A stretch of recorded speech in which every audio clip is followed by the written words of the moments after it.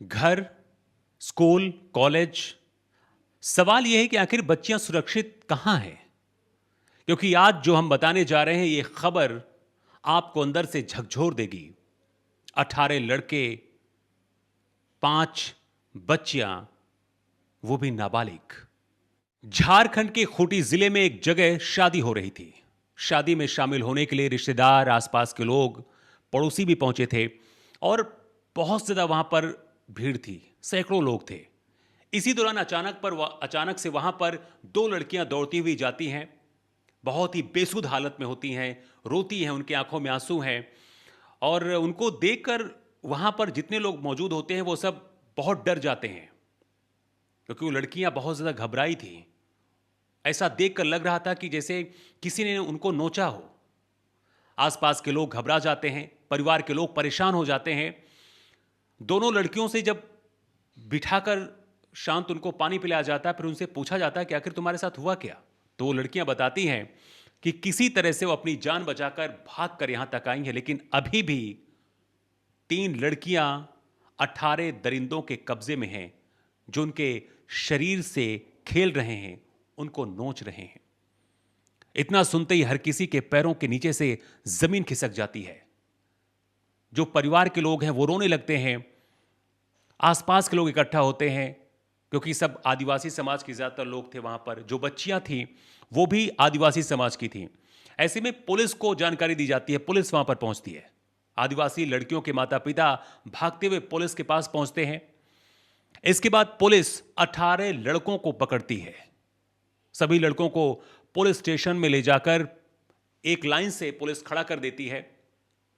सभी जितने भी 18 बच्चे थे उनको खड़ा करके उनसे पुलिस पूछती है कि क्या तुम भी इस गलत काम में शामिल थे? एक एक करके सभी लड़के हां में जवाब देते हैं। सभी 18 लड़कों की उम्र, जिन्हें पुलिस ने पकड़ा था, सभी की 12 से 17 साल के बीच में थी। मतलब कि सभी नाबालिग थे। पुलिस जब सभी से पूछती है तो सभी इस घिनौनी वारदात के बारे में घिनौना खुलासा करते हैं। झारखंड के खूंटी जिले में एक गांव है और इस गांव का नाम हम नहीं बता रहे हैं, क्योंकि ताकि पहचान छुपाई जा सके। आदिवासी परिवार में शादी हो रही थी। रात के करीब 9 बज रहे थे जब 5 नाबालिग आदिवासी बच्चियां, जो कि सभी नाबालिग थीं, वो भी इस शादी समारोह में शामिल होने पहुंचती हैं। 9 से साढ़े 9 बजे का वक्त होता है और शादी से फिर वो घर लौटने के लिए निकल पड़ती हैं, क्योंकि उनको लगता है कि टाइम से घर पहुंच जाएं। लेकिन जैसे ही पांचों लड़कियां शादी समारोह से बाहर निकलती हैं, 18 लड़के उन्हें घेर लेते हैं। ये जगह ऐसी होती है जहां पर सुनसान इलाका होता है, आसपास कोई था नहीं, जंगल जैसा जहां पर इलाका है, वहीं पर इन पांचों लड़कियों को 18 लड़के चारों तरफ से घेर लेते हैं। ये लड़कियां चिल्लाने लगती हैं, आवाज लगाती हैं कि उन्हें बचाओ बचाओ की, लेकिन वहां पर आसपास कोई था नहीं। शादी थी तो वहां पर भी शोर शराबा बहुत ज्यादा था, तो इस वजह से अगर आवाज गई भी होगी तो किसी को सुनाई नहीं दिया होगा। इसके बाद ये 18 लड़के पांचों लड़कियों को घसीट कर नदी के किनारे लेकर जाते हैं, जहां पर बहुत ही जंगल था। इसी बीच दो लड़कियां किसी तरीके से वहां से मौका पाकर भाग कर आती हैं और पूरी कहानी गांव में आकर बताती हैं। लेकिन 3 लड़कियों के साथ सभी 18 लड़के गैंग रेप करते हैं। जिन लड़कियों को अगवा किया था वो सभी नाबालिग थी।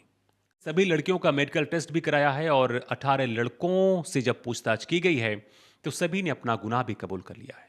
पुलिस ने कई गंभीर धाराओं में मुकदमा दर्ज किया है, लेकिन सभी नाबालिग हैं। ऐसे में सजा कितनी होगी कुछ कहा नहीं जा सकता है, क्योंकि हमारे देश में नाबालिगों के लिए इतने कठोर कानून नहीं है। जबकि ये जो गुनाह है, ये एक वयस्क या फिर किसी भी कैटेगरी में आप इसे रखेंगे तो इससे बड़ा गुनाह हो ही क्या सकता है। सवाल यह है कि क्या नाबालिग बच्चे अगर इस तरीके के गुनाह करेंगे, इतने बड़े गुनाह करेंगे, तो उनको सजा कैसी मिलेगी या फिर वो बरी हो जाएंगे। सवाल यहां पर यह भी खड़ा होता है कि इसी झारखंड के खूंटी जिले में पिछले महीने एक और आदिवासी छात्रा के साथ 6 लोगों ने गैंग रेप किया था। ये बच्ची स्कूल से लौट रही थी और उसको रास्ते से अगवा कर लिया जाता है और उसके साथ गैंग रेप की घटना को अंजाम दिया जाता है। ऐसे में सवाल है कि क्या बच्चियां स्कूल, घर आखिर सुरक्षित हैं तो कहां हैं? सवाल यह भी उठता है कि क्या नाबालिगों के लिए जो कानून बने हुए हैं, क्या उसमें अब बदलाव की जरूरत है? कई सवाल हैं जिनके जवाब भी नहीं हैं। 18 लड़के, सोचिए कि उनकी मानसिकता किस तरीके से रही होगी, क्या सोचते हैं? इंटरनेट का ज़माना है, हर किसी के हाथ में मोबाइल है और आज के ज़माने में बच्चे क्या सर्च करते रहते हैं, क्या देखते हैं और शायद उसी के अंजाम है। इस कहानी को बताने का मतलब सिर्फ इतना है कि अगर आपके घर में बच्चे हैं, लड़के हों, लड़कियां हों, कोई भी हो, आप उन पर नज़र रखें, क्योंकि आने वाले वक्त में जिस तरीके का माहौल बन रहा है, ऐसा लग रहा है कि बच्चियां ना घर में सुरक्षित हैं, ना स्कूल में सुरक्षित हैं और ना घर के बाहर सुरक्षित हैं।